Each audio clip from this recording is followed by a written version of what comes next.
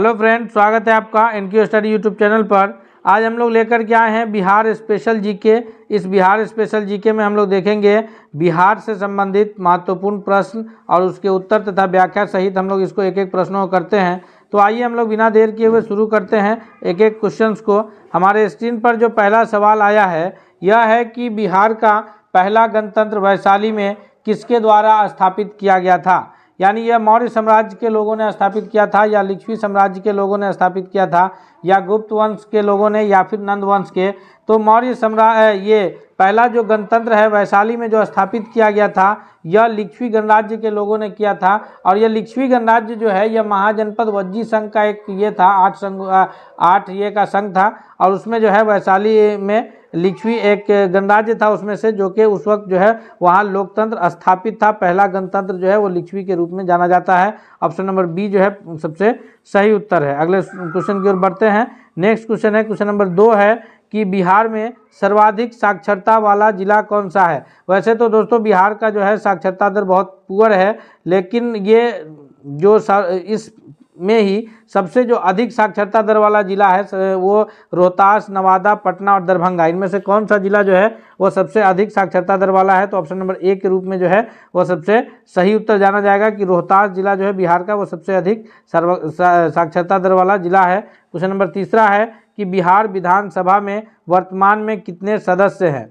तो हम सभी जानते हैं कि बिहार की जो विधानमंडल है वो द्विसदनीय मंडल है, जिसमें निचला सदन जो है वो बिहार विधानसभा के नाम से जाना जाता है। और बिहार विधानसभा की जो कुल संख्या है वो 243 है। ऑप्शन नंबर बी जो है करेक्ट आंसर होगा। लेकिन द्विसदनीय व्यवस्था में जो ऊपरी सदन कहलाता है वह बिहार विधान परिषद के नाम से जाना जाता है और उसके जो सदस्यों की संख्या है वो 75 है। याद रखिएगा, वीपी यानी बिहार विधान परिषद। उसके बाद यहाँ जो लोकसभा के लिए सदस्यों की संख्या है बिहार में वह कुल 40 है, जिसमें से 6 सीट जो है वह SC ST के लिए आरक्षित है और 40 में से 6 सीट आरक्षित है, 34 जो बचे हुए सीट है वो जनरल है। और राज्यसभा यानी RS जो संसद का ऊपरी सदन है उसके लिए बिहार से जो है वो 16 सीटें ये है, बिहार में 16 सीटें मनोनीत है।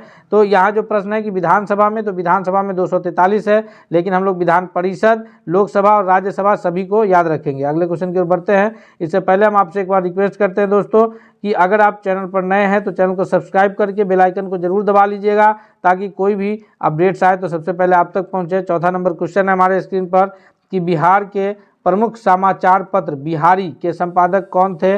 बिहार के जो ये प्रमुख समाचार पत्र है बिहारी, इसके संपादक जो है यह बाबूजी प्रसाद हैं या फिर बाबू गोपाल हैं या बाबू महेश्वर प्रसाद हैं या फिर बाबू राम प्रसाद हैं। इसका जो चौथा नंबर क्वेश्चन का सबसे सही जवाब है ऑप्शन नंबर सी के रूप में जाना जाएगा कि बाबू महेश्वर प्रसाद जो है इसके संपादक रहे हैं। अगले सवाल की ओर बढ़ते हैं। क्वेश्चन नंबर 5वां है कि बिरसा मुंडा का जो पूरा मुंडा विद्रोह हुआ था तो उनका कार्य क्षेत्र कौन सा था। बिरसा मुंडा का कार्य क्षेत्र चंपारण जिला था या फिर अलीपुर, बलिया या रांची।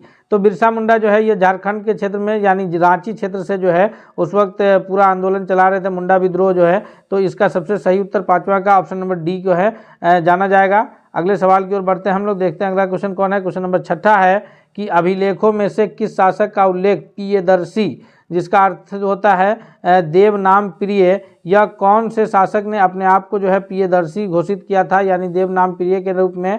वह शासक चंद्रगुप्त मौर्य है या फिर हर्षवर्धन है या समुद्रगुप्त है या अशोक है। तो इसका जो सबसे सही उत्तर है वह सम्राट अशोक जो है वह स्वयं को प्रियदर्शी घोषित किया था। सम्राट अशोक जो है वो पहले आजीवक संप्रदाय के ये थे, बाद में इन्होंने जो है अपना ये अशोक बौद्ध धर्म को अपनाए कलिंग के युद्ध के पश्चात। और इसमें जो ऑप्शन में मौजूद समुद्रगुप्त है इन्हें भारत का नेपोलियन कहा जाता है। याद रखिएगा, भारत का नेपोलियन जो है वो समुद्रगुप्त को कहा जाता है और प्रियदर्शी एवं देव नाम प्रिय का जो उपाधि है वह अशोक महान ने जो है लगाया था। अगले सवाल की ओर बढ़ते हैं। नेक्स्ट क्वेश्चन देखते हैं। क्वेश्चन नंबर 7वां है कि गुप्त वंश के किस शासक को भारत का नेपोलियन कहा जाता है। जी, अभी हम लोग इसका पिछले प्रश्नों में चर्चा किए थे कि भारत का नेपोलियन जो है वो कौन कहलाता है, तो भारत का नेपोलियन जो है वो समुद्रगुप्त को कहा जाता है। ये गुप्त वंश के शासक है समुद्रगुप्त। और फिर ऑप्शन में जो कुमारगुप्त प्रथम है, कुमारगुप्त प्रथम के द्वारा जो है ये नालंदा विश्वविद्यालय की स्थापना की गई थी। और नालंदा विश्वविद्यालय को जो क्षति पहुंचाने का कार्य किया गया था वो किसके द्वारा किया गया था, तो वो बख्तियार खिलजी के द्वारा। याद रखिएगा, गुप्त वंश के शासनकाल में ही जो है नालंदा विश्वविद्यालय की स्थापना हुई थी और गुप्त वंश के शासनकाल को सबसे सुनहरा दौर के रूप में जाना जाता है। अगले सवाल की ओर बढ़ते हैं। क्वेश्चन नंबर 8 है कि निम्नलिखित में से किस राजा ने जो है वैवाहिक संबंध स्थापित किए थे और वैवाहिक संबंध स्थापित करके अपने राज्य की स्थिति को मजबूत किया था, तो इसमें से अजातशत्रु, बिंबिसार, उदयन या फिर इनमें से कोई नहीं। तो इस 8वां नंबर क्वेश्चन का जो सबसे सही जवाब है वो ऑप्शन नंबर बी है कि बिंबिसार जो है वो वैवाहिक संबंध अपना करके अपने राज्य की स्थिति को मजबूत किए थे। मुख्य रूप से 3 शादियां किए थे बिंबिसार ने। बिंबिसार कौन थे, तो यह मगध का जो मगध साम्राज्य जो था 16 महाजनपदों में से, उनमें सबसे पहला जो वंश का शासक रहा है हर्यक वंश, उस हर्यक वंश के संस्थापक के रूप में जाने जाते हैं बिंबिसार। इन्होंने वैवाहिक नीति अपना करके जो है अपने राज्य की स्थिति को सुदृढ़ करने का काम किया। इसके बाद बिंबिसार के बाद जो है उनके पुत्र अजातशत्रु बने। फिर उसके बाद जो है उदयन हर्यक वंश के शासक बने। और उदयन ने जो है, चूंकि बिंबिसार ने जो मगध साम्राज्य की हर्यक वंश की राजधानी थी वो गिरिब्रिज यानी राजगीर में रखे थे, उसको राजगीर से पाटलिपुत्र शिफ्ट करने का काम जो है उदयन के द्वारा किया गया था। तो ये भी हम लोग याद रखेंगे। नेक्स्ट क्वेश्चन की ओर बढ़ते हैं। अगला क्वेश्चन देखते हैं। क्वेश्चन नंबर 9 है कि अशोक की ब्राह्मी अभिलेख को, अशोक ने जो ब्राह्मी अभिलेख लिखवाया था, इसको सर्वप्रथम किसने पढ़ा था। इसको पढ़ने का जो श्रेय है वह किसको जाता है, वह BN मिश्रा को जाता है या फिर प्रिंसेप को या HD शाल्किया या इनमें से कोई नहीं। तो 9वां नंबर क्वेश्चन का जो सही उत्तर है दोस्तों वो ऑप्शन नंबर बी के रूप में जाता है कि अशोक के ब्राह्मी अभिलेख को जो पढ़ने का कार्य किया है वो प्रिंसेप महोदय ने किया है। नेक्स्ट क्वेश्चन की ओर बढ़ते हैं। अगला प्रश्न देखते हैं। क्वेश्चन नंबर 10 है हमारे स्क्रीन पर। 10वां नंबर प्रश्न क्या कह रहा है कि केवल वह स्तंभ जिसमें अशोक ने स्वयं को मगध का सम्राट कहा है। ये सारे स्तंभालेख जो हैं ये अशोक के शासनकाल से संबंधित है। जैसे मस्की का लघु शिलालेख है, भाबरू शिलालेख है, रानी का स्तंभालेख है और फिर रुमनदेई का अभिलेख है। इनमें से किस अभिलेख में जो है अशोक ने स्वयं को मगध का सम्राट बताया था। तो 10वां नंबर क्वेश्चन का जो सही उत्तर है ऑप्शन नंबर ए के रूप में जो है वो जाना जाएगा कि मस्की का लघु शिलालेख के जरिए इन्होंने बताया है। नेक्स्ट क्वेश्चन है 11 कि त्रिवेणी नहर जो है इसको किस नदी से पानी जाता है। त्रिवेणी नहर जो है यह बिहार की एक प्रमुख नहर के रूप में जानी जाती है। तो इसको सोन नदी से पानी जाता है या फिर म्यूराक्षी से या गंडक से या फिर कोसी से।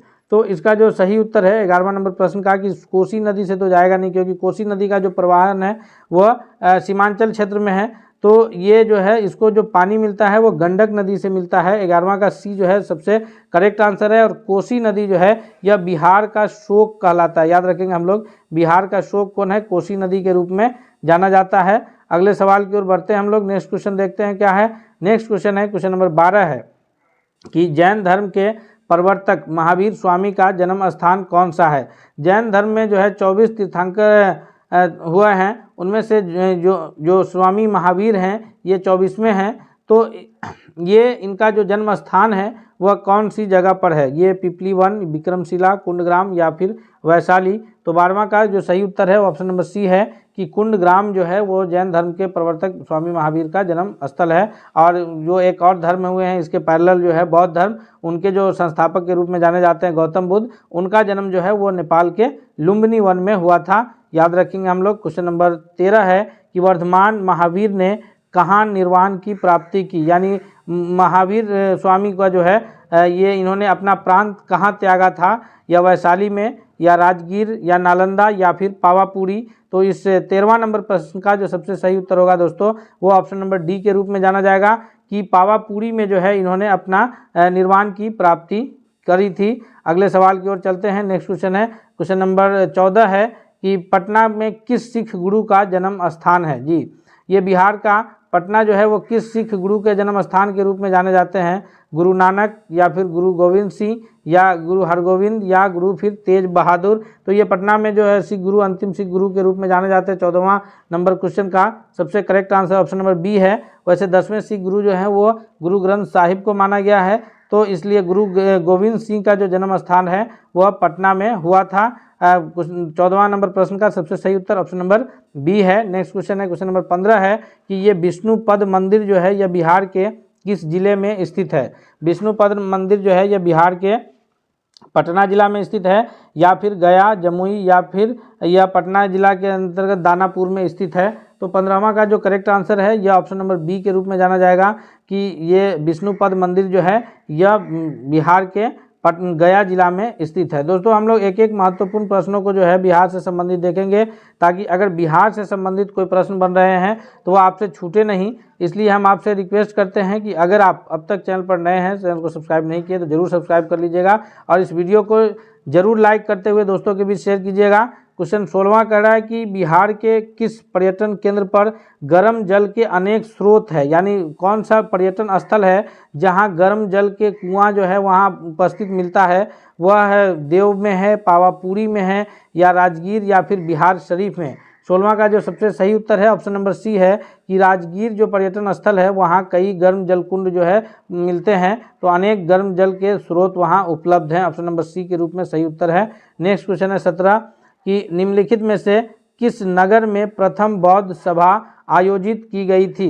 प्रमुख 4 बौद्ध संगीतियाँ हुई है, उसमें से 3 बौद्ध संगीति जो है वो बिहार में हुई है और चौथी बौद्ध संगीति जो है वो कश्मीर में हुई है। तो यहाँ प्रथम पूछा जा रहा है, प्रथम 3 बौद्ध संगीति बिहार में हुई है, तो प्रथम बौद्ध संगीति कहाँ हुई है। 17वां का याद रखना है हम लोग को कि प्रथम बौद्ध संगीति जो है यह राजगीर में हुआ है, पुराना नाम इसका राजगिरी है। ऑप्शन नंबर सी के रूप में करेक्ट आंसर है। दूसरा बौद्ध संगीति जो है यह वैशाली में हुआ है, तीसरा बौद्ध संगीति जो है यह पाटलिपुत्रा में हुआ है, और चौथा बौद्ध संगीति जो है यह कुंडलवन कश्मीर में हुआ है। तीसरा बौद्ध संगीति से प्रश्न बनता है कि पाटलिपुत्रा में हुआ था, और उस वक्त जो यहाँ राजा थे वो सम्राट अशोक थे, यानी सम्राट अशोक का संरक्षण जो है तीसरी बौद्ध संगीति को प्राप्त था। अगले सवाल की ओर बढ़ते हैं। क्वेश्चन नंबर 18 है कि राजगृह का पुराना नाम क्या है। तो राजगिरी का जो पुराना नाम है वह कौन सा है। मगध, गिरिव्रज, बसाड, या फिर पाटलिपुत्र। तो 18वां नंबर प्रश्न का जो सबसे करेक्ट आंसर होगा कि राजगिरी जो है यह गिरिव्रज का पुराना राजगिरी का पुराना नाम गिरिव्रज है, और आधुनिक नाम जो है आज वर्तमान में वह राजगीर के रूप में जाना जाता है। आज राजगिरी भी यूज नहीं हो रहा है, आजकल जो नाम यूज हो रहा है उसके लिए राजगीर। अगले सवाल की ओर बढ़ते हैं। क्वेश्चन नंबर 9 है कि कौटिल्य का अर्थशास्त्र यह कितने अधिकरणों में व्यक्त है। इसका सही उत्तर कौन सा होगा। तो प्रश्न है कि कौटिल्य का अर्थशास्त्र कितने अधिकरणों में विभक्त है। तो यहाँ जो ऑप्शन है 12, 14, 16, 20, इसमें से कोई भी ऑप्शन सही नहीं है। याद रखेंगे हम लोग, इसका जो अधिकरण है यह कुल 15 अधिकरणों में विभक्त है। कौटिल्य का जो अर्थशास्त्र है वह कितने अधिकरणों में विभक्त है, तो यह 15 अधिकरणों में विभक्त है। और इस प्रकार के अगर प्रश्न रहे और ऑप्शन अगर मैच ना हो तो आप वहाँ जो है ये कह सकते हैं कि इनमें से कोई नहीं का जो ऑप्शन होगा, क्योंकि अगर बीपीएससी प्रश्न करता है तो उसमें 5वां ऑप्शन मौजूद रहता है, इनमें से कोई नहीं, आप उसे टिक कर सकते हैं। अगले क्वेश्चन की ओर बढ़ते हैं हम लोग। नेक्स्ट क्वेश्चन देखते हैं। अगला प्रश्न है हमारे स्क्रीन पर, क्वेश्चन नंबर 20 है कि मौर्य वंश के पश्चात किस वंश का राज्य जो है यह स्थापित हुआ था। मौर्य वंश के पश्चात जो है शक वंश, शुंग वंश, सातवाहन, या फिर कुषाण वंश का शासन शुरू हुआ था। 20वां नंबर प्रश्न का जो सबसे करेक्ट आंसर है वह कौन सा है। तो 20वां नंबर प्रश्न का जो सबसे सही उत्तर है कि मौर्य वंश के पश्चात जो मगध पर शासन शुरू हुआ था वह शुंग वंश का पुष्यमित्र शुंग के द्वारा जो है इसकी स्थापना की गई थी। नेक्स्ट क्वेश्चन की ओर बढ़ते हैं। क्वेश्चन नंबर 21 है कि वह स्रोत जिसमें पाटलिपुत्र के शासन का वर्णन मिलता है वह कौन सा स्रोत है, जिसके जरिए जो है पाटलिपुत्र के प्रशासन से संबंधित जो ये वर्णन है वो हमें प्राप्त होता है। तो ये दिव्यदान से होता है, या अर्थशास्त्र से, या इंडिका से, या अशोक के शिलालेख से। तो इस 21वां नंबर प्रश्न का जो सही उत्तर है दोस्तों वह कौन सा होगा। ऑप्शन नंबर सी के रूप में जाना जाएगा कि इंडिका से प्राप्त होता है। इंडिका किसकी रचना है। तो इंडिका जो है यह मेगास्थनीज के द्वारा रचित पुस्तक है। मेगास्थनीज कौन था। यह सेल्यूकस निकेटर का राजदूत था जो कि चंद्रगुप्त मौर्य के दरबार में आया था। और अर्थशास्त्र की रचना कौन किए थे। तो अर्थशास्त्र की रचना जो किए थे वह विष्णुगुप्त किए थे, यानी उनका अन्य नाम कौटिल्य और चाणक्य के नाम से जाना जाता है। चंद्रगुप्त मौर्य ने उन्हें जो है अपना प्रधानमंत्री के पद पर नियुक्त किया था, क्योंकि ये नंद वंश को हरा करके मौर्य साम्राज्य की स्थापना करने में उनकी एक अहम भूमिका थी, और उन्होंने जो है एक पुस्तक अर्थशास्त्र की रचना की। नेक्स्ट क्वेश्चन है कि जनसंख्या के घनत्व के आधार पर बिहार का स्थान भारत में कौन सा है। तो जनसंख्या की दृष्टि से अगर हम लोग बिहार की बात करें तो जनसंख्या के दृष्टि से बिहार की स्थिति तीसरा बड़ा राज्य है। बिहार से 2 बड़े राज्य हैं जो जनसंख्या में बिहार से आगे हैं। क्षेत्रफल की बात करें तो क्षेत्रफल की दृष्टि से बिहार भारत का 12वां बड़ा राज्य है। और अगर हम लोग जनसंख्या घनत्व पर बात करें तो यहाँ जनसंख्या घनत्व पर बिहार प्रथम है, क्योंकि 1106 लोग जो है बिहार में प्रति वर्ग किलोमीटर में निवास करते हैं, और इतना अधिक निवास जो है बिहार के अलावा कोई अन्य राज्य में नहीं करता है। राज्य के हिसाब से बिहार, केंद्र शासित प्रदेश में फिर ये आंकड़े बदलते हैं, तो राज्य के हिसाब से जो जनसंख्या घनत्व सबसे अधिक है वो बिहार राज्य का है। भारत में यह प्रथम है। 22 का ए जो है आंसर सबसे सही उत्तर होगा। क्वेश्चन नंबर 23 है कि बिहार की साक्षरता प्रतिशत कितनी है। तो बिहार की जो कुल साक्षरता प्रतिशत है वह 61.8% है, और महिला साक्षरता जो है इससे भी नीचे है। लेकिन यह जो आंकड़े हैं बिहार के साक्षरता प्रतिशत का, यह 2011 के जनगणना के अनुसार है, तो हम लोग को इससे कंफ्यूज नहीं होना है, क्योंकि अब जो वर्तमान में जो जनगणना होगा तो फिर ये आंकड़े चेंज होंगे। और जो अभी जो जनगणना बिहार में कराया गया है तो वो जनगणना नहीं बल्कि बिहार जाति आधारित गणना था, जिसके तहत जो है वो आंकड़े जुटाए गए थे। और भारत सरकार द्वारा जो जनगणना 10 साल पर कराने का प्रावधान है, लेकिन कोरोना महामारी के कारण इसमें कुछ डिले हुआ था, तो ये इसके आंकड़े फिर चेंज हो जाएंगे। अभी जो लेकिन जो अभी हम लोग जानेंगे आंकड़ा वो 2011 के जनगणना के अनुसार, जो कि 61.8% है। क्वेश्चन नंबर 24 है कि निम्नलिखित में से कौन सा राज्य विधानमंडल का अंग नहीं है।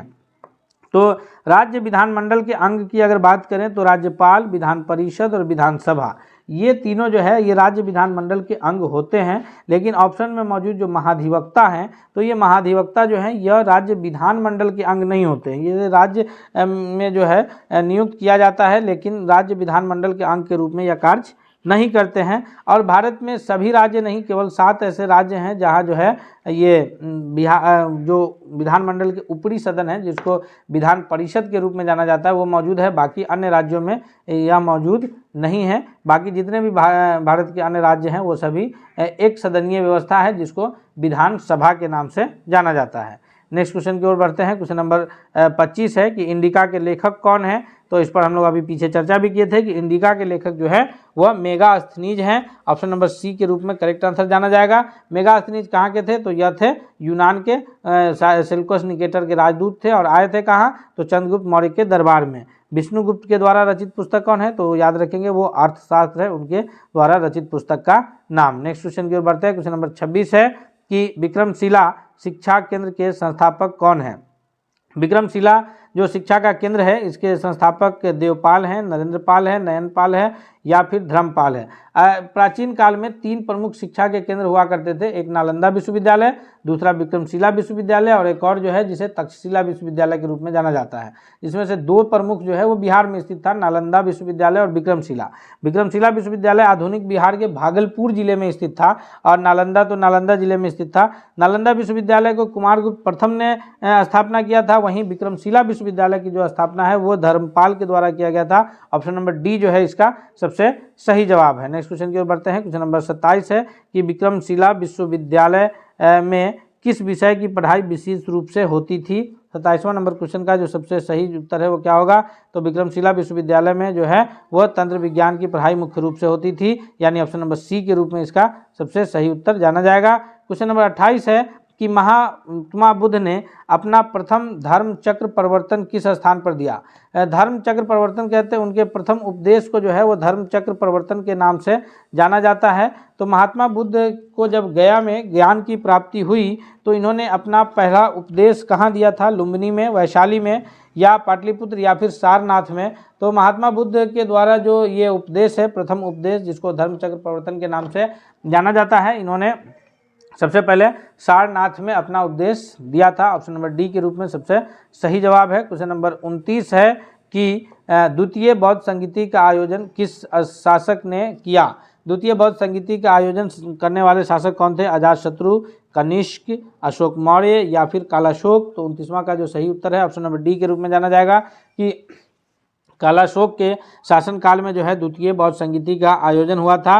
वहीं जो है अशोक के शासनकाल में तृतीय बौद्ध संगीति जो पाटलिपुत्र में हुई थी उसका हुआ। द्वितीय बौद्ध संगीति जो है वह कहाँ हुआ था, तो वह वैशाली जिले में हुआ था। अगले क्वेश्चन की ओर बढ़ते हैं। क्वेश्चन नंबर 30 है कि पाटलिपुत्र में आयोजित तृतीय बौद्ध परिषद का संरक्षण कौन था। तो अभी हम लोग इस पर पीछे चर्चा किए हैं कि पाटलिपुत्र में जो तृतीय बौद्ध संगीति आयोजित हुई थी उसके संरक्षक के रूप में जो है वह कौन जाने जाते हैं, अशोक मौर्य, यानी ऑप्शन नंबर डी के रूप में जो है ये अशोक जो है जाने जाते हैं। ऑप्शन नंबर बी जो है वो सबसे सही उत्तर होगा कि अशोक महान के द्वारा जो है तृतीय बौद्ध संगीति को संरक्षण प्राप्त हुआ था। क्वेश्चन नंबर 31 है कि चतुर्थ बौद्ध संगीति जो कुंडलवन कश्मीर में हुआ था वो निम्नलिखित में किसके समय में हुआ था। तो चौथी बौद्ध संगीति जो कि कुंडलवन कश्मीर में हुआ था, यह जो हुआ था 31वां नंबर क्वेश्चन का जो करेक्ट आंसर है वो कनिष्क के समय में हुआ था, यानी ऑप्शन नंबर डी जो है 31वां के लिए भी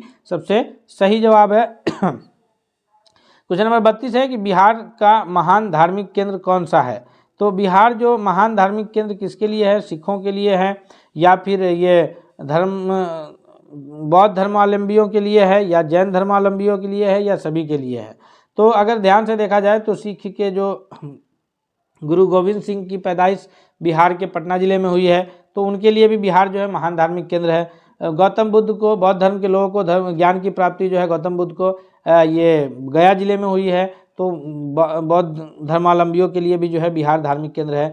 जैन के जो 24वें ये हैं स्वामी महावीर, उनको जो उनका भी संबंध बिहार से ही है। तो इस प्रकार ये बिहार की जो धरती है वो इन तीनों धर्मावलंबियों के लिए महत्वपूर्ण धार्मिक स्थल के रूप में जाना जाता है। नेक्स्ट क्वेश्चन की ओर बढ़ते हैं। क्वेश्चन नंबर 33 है कि निम्नलिखित में से किस नगर में जापानियों ने विश्व शांति स्तूप का निर्माण कराया है। विश्व शांति स्तूप जो है वह कहाँ निर्माण कराया गया है। 33वां का जो करेक्ट आंसर है यह है बोध गया, देवपाल, गया या राजगीर। तो इसका सही उत्तर है ऑप्शन नंबर सी, यानी ये जो निर्माण कराया गया है बोध गया में। ऑप्शन नंबर बी जो है 33वां नंबर क्वेश्चन के लिए ये 33वां नंबर प्रश्न के लिए सबसे जो सही उत्तर के रूप में ऑप्शन नंबर डी जो है जाना जाएगा, यह राजगीर में स्थापित किया गया है। नेक्स्ट क्वेश्चन की ओर बढ़ते हैं हम लोग। अगला क्वेश्चन कौन सा है, क्वेश्चन नंबर 34 है कि बिहार में सबसे किस स्थान पर नवपाषाण युग, सबसे पहले जो है किस स्थान पर नवपाषाण युग के अवशेष प्राप्त हुए हैं। तो बिहार में जो नवपाषाण युग के अवशेष प्राप्त हुए हैं वह चिरांद में हुए हैं। ऑप्शन नंबर डी जो है इसका सबसे सही जवाब है। दोस्तों आप लोग भी कमेंट्स करके बता सकते हैं तथा साथ हम उम्मीद करते हैं कि यह बिहार से संबंधित जितने भी प्रश्न हैं यह आपके आने वाले परीक्षाओं में बहुत ही लाभकारी साबित होगा, इसलिए आप इसे वीडियो को लाइक करते हुए दोस्तों के बीच भी जरूर शेयर कीजिएगा। क्वेश्चन नंबर 35 है कि सोनपुर नगर किस नदी के तट पर स्थित है। तो सोनपुर नगर जो है वो सरयू, गंडक, सोन और गंगा, इसमें सबसे सही उत्तर क्या है। तो सबसे सही उत्तर जो है वह है ऑप्शन नंबर बी के गंडक नदी के तट पर स्थित सोनपुर है, जहां एशिया का सबसे बड़ा पशु मेला लगता है। क्वेश्चन नंबर 36 है, क्वेश्चन नंबर 36 है कि बिहार के गया नगर किस नदी के तट पर स्थित है।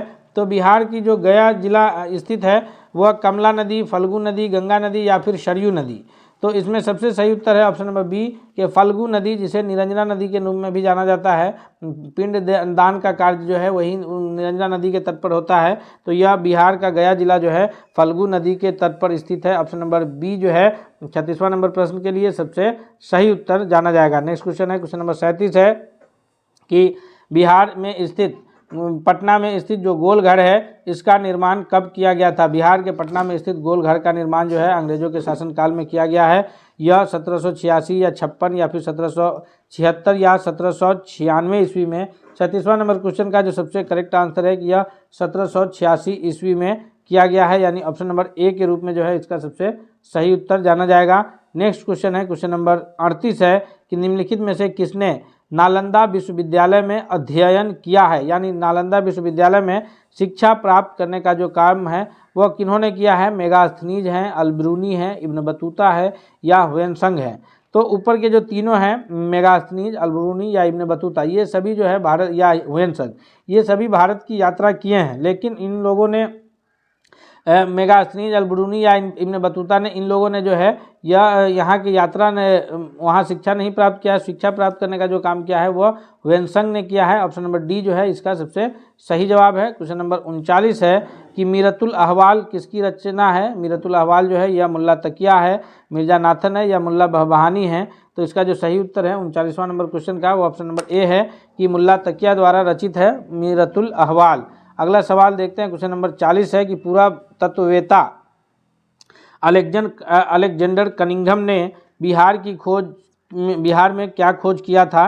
केसरिया स्तूप जो कि चंपारण में स्थित है उसकी खोज किए हैं, या फिर लौरिया अरेराज का अशोक स्तंभ, या बसाड़ के अवशेषों के आधार पर वैशाली के प्राचीन स्थल, या ये सभी। तो कनिंघम के द्वारा जो है बिहार के इन सभी स्थलों का खोज किया गया था। तो ये सारे जो है इसमें सही उत्तर के रूप में जाने जाएंगे। ऑप्शन नंबर डी जो है करेक्ट आंसर। दोस्तों हम लोगों ने जो है अभी बिहार से संबंधित 40 महत्वपूर्ण प्रश्नों को एक एक करके उसके उत्तर की व्याख्या के सहित देखे हैं। हम उम्मीद करते हैं कि इस 40 प्रश्न से हम लोग और अधिक प्रश्नों का उत्तर कर पाएंगे। इसलिए आपसे रिक्वेस्ट करते हैं कि अगर आप अब तक चैनल पर नए हैं तो चैनल को जरूर सब्सक्राइब कर लीजिएगा तथा बेल आइकन को दबा लीजिएगा, ताकि इससे रिलेटेड कोई भी वीडियो आए तो सबसे पहले आप तक पहुँचे। और ये बिहार जीके स्पेशल का जो पार्ट 2 है, पार्ट 1 का लिंक आपके इसी वीडियो के डिस्क्रिप्शन में मौजूद है, आप वहाँ से देख सकते हैं।